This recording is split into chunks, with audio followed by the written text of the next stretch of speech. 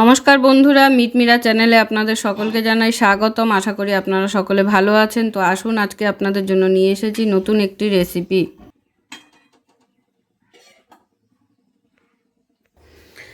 তো আবারও নিয়ে চলে এসেছি চিকেনের একটি নতুন রেসিপি। তো তার জন্য আমি এখানে 1 কেজি 250 মতো চিকেন নিয়ে নিয়েছি। চিকেনগুলো কিন্তু খুব বেশি বড়ও না, খুব বেশি ছোটও না, পিসগুলো যে নিয়েছি। তো এবারে চিকেনটাকে প্রথমে আমি ম্যারিনেশন করব। ম্যারিনেশনের জন্য লাগছে আমার একটু নুন,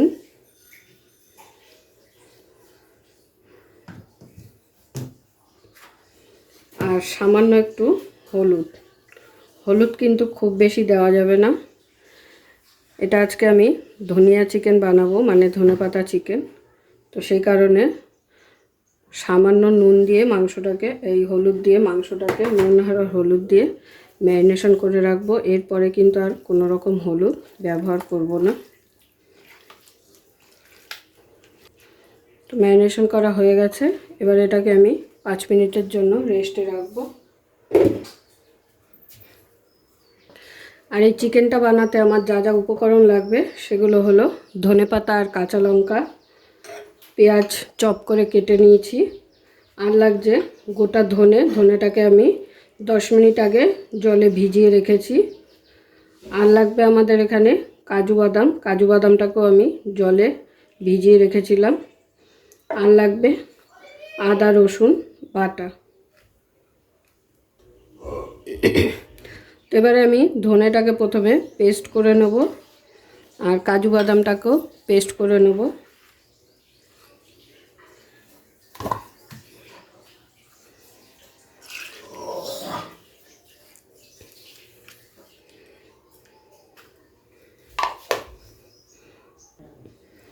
তো দেখুন, ধনেটা কিন্তু আমি পেস্ট করে ফেলেছি।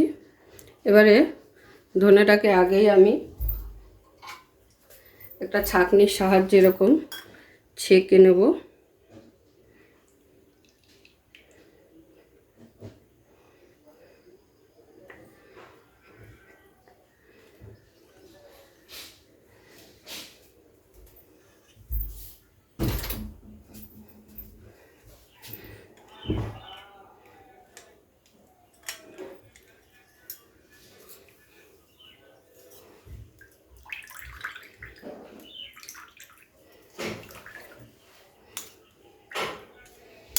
তো এই যে জলটা দেখছেন, এই জলটাই কিন্তু আমি দেব। আর চাইলে এখান থেকে সামান্য একটু বাটাটা দিতেই পারেন। তো এবারে আমি কাজুটাও একইভাবে পেস্ট করে নেব। তো দেখুন, কাজুটাও কিন্তু পেস্ট করে নেওয়া হয়ে গেল। কাজুটাও একটা পাত্রে আমি ঢেলে নিচ্ছি।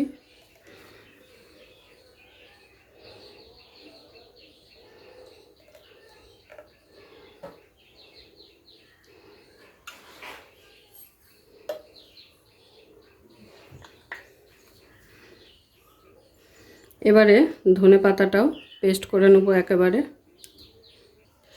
তো এবারে ধনে পাতাটা পেস্ট করার জন্য নিয়ে নিয়েছি এখানে একটা মিক্সিং জার। তো সেটার মধ্যে ধনে পাতাগুলো আমি দিয়ে দেবো।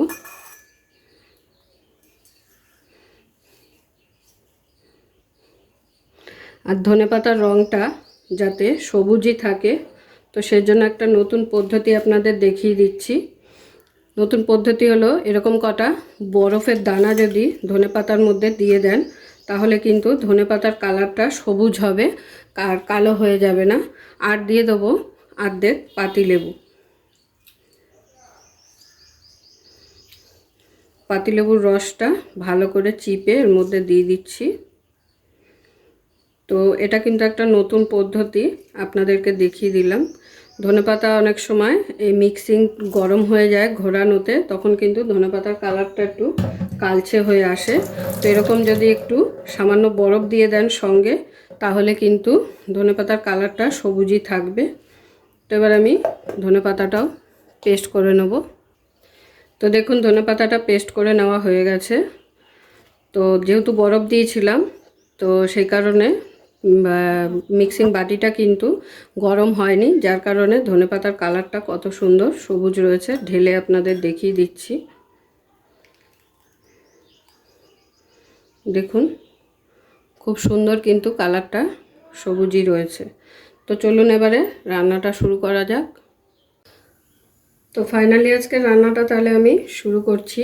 ধনেপাতা চিকেন মানে ধনিয়া চিকেন। তো তার জন্য আমি এখানে একটি কড়াই বসিয়ে দিয়েছি, গ্যাস ওভেন জ্বালিয়ে। কড়াইতে দিয়ে দিচ্ছি এবার সর্ষের তেল। আপনারা চাইলে রান্নাটা সাদা তেলেও করতে পারেন। তেলটাকে একটু কড়াইয়ের গায়ে ভালো করে লাগিয়ে নিচ্ছি।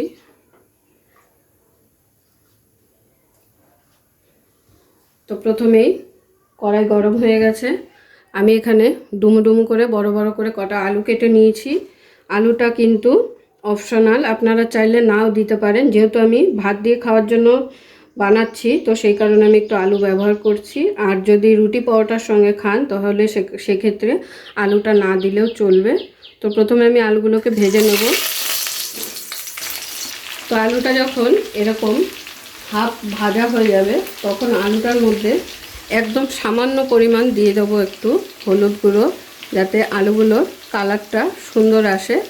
আর আলুটা ঠিক কখন দেবেন মাংসের মধ্যে সেটাও আমি বলে দেবো। কখন দিলে আলুটা সুন্দরভাবে গলে যাবে আর মাংসটাও খেতে স্বাদ হবে। তো হলুদটা দেওয়ার কারণ হলো আলুর কালারটাকে ভালো করার জন্য। তো দেখুন আলুগুলো কিন্তু সুন্দর লাল লাল করে ভেজে নেওয়া হয়ে গেছে। এবার আলুগুলোকে এক এক করে তুলে নিচ্ছি।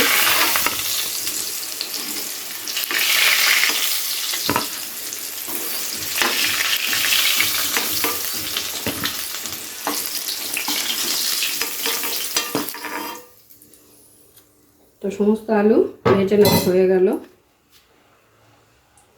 ঠিক এরকম হালকা লাল করে কিন্তু ভেজে নিতে হবে। চিকেনটা করার জন্য আমি এখানে আর একটু সরষের তেল অ্যাড করে দিলাম।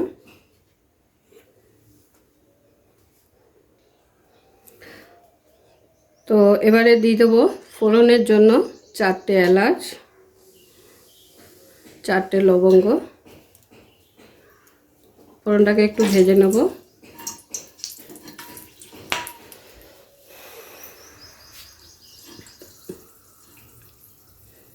ফোড়নটাকে ভেজে নেওয়ার পরে দিয়ে দিচ্ছি এখানে চপ করে রাখা পেঁয়াজ।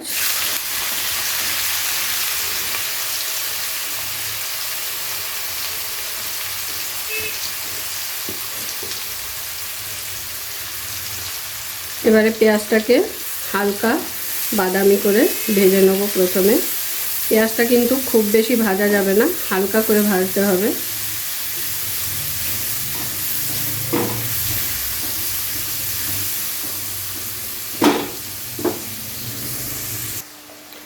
পেঁয়াজটা থেকে যাতে তাড়াতাড়ি জল ছেড়ে যায় তার জন্য দিয়ে দিচ্ছি এখানে সামান্য একটু নুন।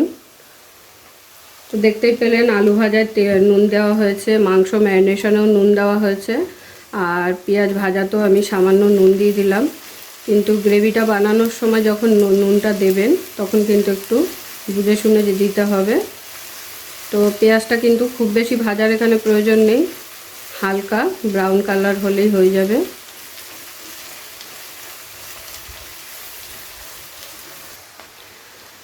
তো দেখুন পেঁয়াজটা কিন্তু হালকা ব্রাউন কালার হয়ে এসেছে আর পেঁয়াজের যে কাঁচা গন্ধটা সেটাও চলে গেছে।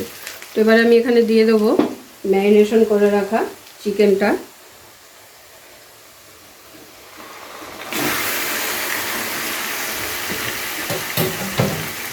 চিকেনটা কিন্তু যেহেতু আমি কোনো রকম জল ব্যবহার করব না, তো সেই কারণে চিকেনটাকে এই রান্না করার সময় গ্যাসের ফ্লেমটাকে মিডিয়াম টু হাইতে রাখবেন। বেশি জোরে দিয়ে দিলে গ্যাসের আঁচটাকে তাহলে কিন্তু ধরে যাওয়ার সম্ভাবনা থাকবে, আর চিকেন থেকে যে জলটা বেরায় সেটা কিন্তু বেরাবে না। তো সেক্ষেত্রে এই রান্নাটা কিন্তু গ্যাসের ফ্লেমটাকে আস্তে দিয়েই করতে হবে। তো চিকেনটাকে দেওয়ার পরে আমি খুব ভালোভাবে পেঁয়াজের সাথে একটু ভেজে নেব প্রথমে।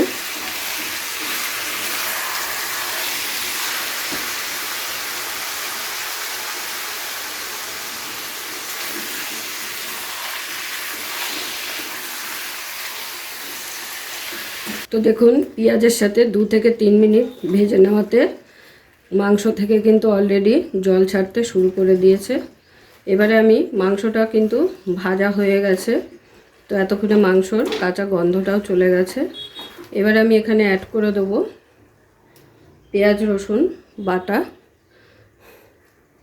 পেঁয়াজ রসুন বাটা এখানে আমি 2 চামচ দিলাম। তো পেঁয়াজ রসুনটা দেওয়াতেও কিন্তু এরপরে আরও জল ছেড়ে যাবে। এখানে কিন্তু কোনো রকম নর্মাল জল ব্যবহার হবে না, মাংস থেকে যে জলটা ছাড়বে সেই জলেই কিন্তু রান্নাটা হবে। তো পেঁয়াজ রসুন দিয়ে খুব ভালো করে মাংসটার সাথে মিশিয়ে নিচ্ছি।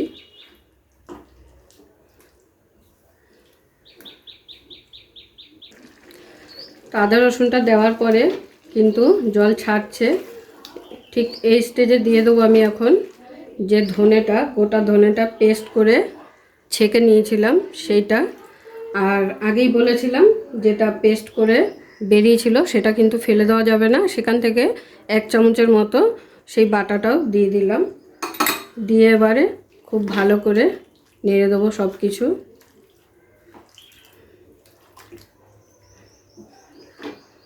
আর গ্যাসের ফ্লেমটা কিন্তু অবশ্যই আস্তে দিয়ে এই রান্নাটা করতে হবে, একটু সময় নিয়ে। গ্যাসের ফ্লেম কিন্তু জোরে দিলে মাংসের জলও বেরাবে না, মানে চিকেন থেকে যে জলটা বেরায় সেটা কিন্তু বেরাবে না, আর কড়াইয়ের গায়ে লেগে যেতে পারে। তো সেই কারণে এই চিকেনটা রান্না করলে গ্যাসের ফ্লেমটাকে অতি অবশ্যই লো টু মিডিয়ামে রেখে রান্নাটা করে নিতে হবে। তো খুব ভালোভাবে মিশিয়ে দিলাম। এবার 2 থেকে 3 মিনিট এটা একটু হতে দেবো। তো কাজু বাদাম পেস্ট আর আলু কিন্তু আমি দিয়ে দিয়েছি। তো দেখুন কাজু বাদাম আর আলুটা, কাজু বাদামটা দেওয়ার পরেই আলুটা দিয়ে দিতে হবে। দিয়ে খুব ভালোভাবে এইভাবে মিশিয়ে নিয়ে এবারে আমি 15 মিনিটের জন্য এখন এটাকে চাপা দিয়ে দেবো। চাপা দিয়ে 15 মিনিট এখন এটাকে কুক করে নেব। তো প্রায় 15 মিনিট হয়ে গেছে, চিকেনটা আমি কুক করে নিয়েছি। তো দেখুন কত সুন্দর জল ছেড়েছে চিকেনটা থেকে। তো দেখতেই পেলেন আমি এখানে কিন্তু 1 ফোঁটাও জল ব্যবহার করিনি আলাদাভাবে, চিকেন থেকেই কিন্তু প্রচুর জল বেরিয়ে গেছে। তো গ্যাসের ফ্লেমটাকে এইভাবে আস্তে দিয়ে যদি রান্নাটা করেন তাহলে কিন্তু আর আলাদাভাবে জল দেওয়ার প্রয়োজন হবে না। আর এই ধনিয়া চিকেনে আলাদাভাবে জল দেওয়াও যায় না, তাতে করে কি হবে, গ্রেভির স্বাদটা পাবেন না। তো হালকা একটু নেড়ে দিলাম।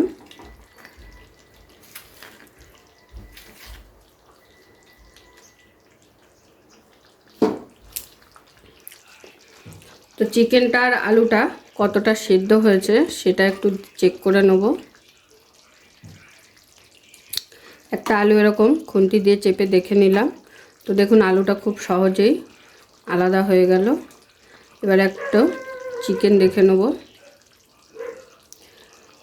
আশা করি এতক্ষণে খুব ভালোভাবে সিদ্ধ হয়ে গেছে। এই যে দেখুন। তো এবারে আমি এখানে দিয়ে দেবো গোলমরিচের গুঁড়ো,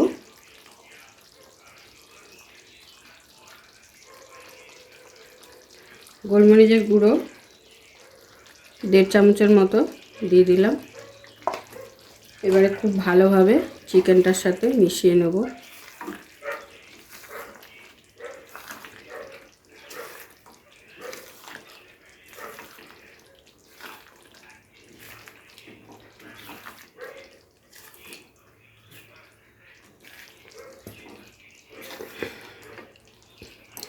ধনে বাটা দেওয়ার পরে কাজু বাদাম বাটা দিয়েছি, তারপরে কিন্তু আলুগুলো দিয়ে দিয়েছিলাম।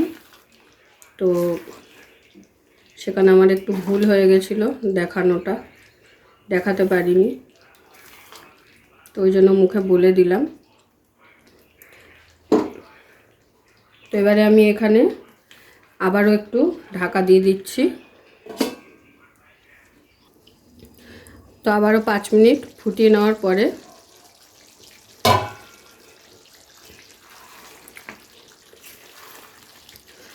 তো দেখুন কত সুন্দর গ্রেভিটা হালকা গাঢ় গাঢ় হয়েছে আর মাখা মাখা হয়েছে। তো এবার এখানে ফাইনালি অ্যাড করে দেবো ধনেপাতা বাটাটা। আর ধনেপাতা বাটা দেওয়ার পরে কিন্তু খুব বেশিক্ষণ কুক করার দরকার নেই, 1.5 থেকে 2 মিনিট কুক করে নিলেই হয়ে যাবে রান্নাটা কমপ্লিট।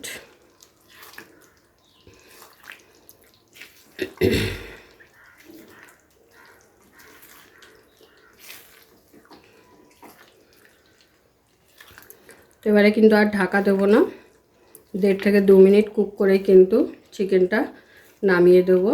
তো ধনিয়া চিকেন কিন্তু আমার একদম রেডি হয়ে গেছে।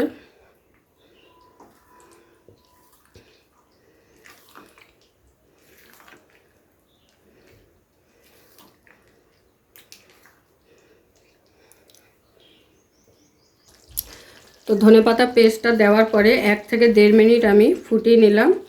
তো আর কিন্তু ফোটাবো না, এবারে আমি এটাকে নামিয়ে ফেলবো। তো দেখতেই পাচ্ছেন কত সুন্দর গ্রেভি আর কত সুন্দর কিন্তু জল ছাড়াই আমি মাংসটা রান্না করেছি, মনেই হচ্ছে না কত সুন্দর গ্রেভি হয়েছে। তো এইভাবে যদি গ্যাসের আঁচটাকে কমিয়ে নিয়ে রান্না করেন তাহলে কিন্তু আর আলাদাভাবে জল দেওয়ার প্রয়োজন হবে না। তো এবারে আমি গরম গরম প্লেটে সার্ভ করে নেব। পুরো ভিডিওটা দেখার জন্য সকলকে অসংখ্য ধন্যবাদ। এরকম আরও নিত্য নতুন ভিডিও দেখার জন্য চ্যানেলটি অবশ্যই সাবস্ক্রাইব করে নেবেন আর পাশে থাকা বেল আইকনটি প্রেস করে নেবেন নতুন রেসিপির আপডেট পাওয়ার জন্য। তো সবাই ভালো থাকবেন, সুস্থ থাকবেন। আবারও দেখা হচ্ছে আপনাদের সাথে নতুন একটি রেসিপি নিয়ে।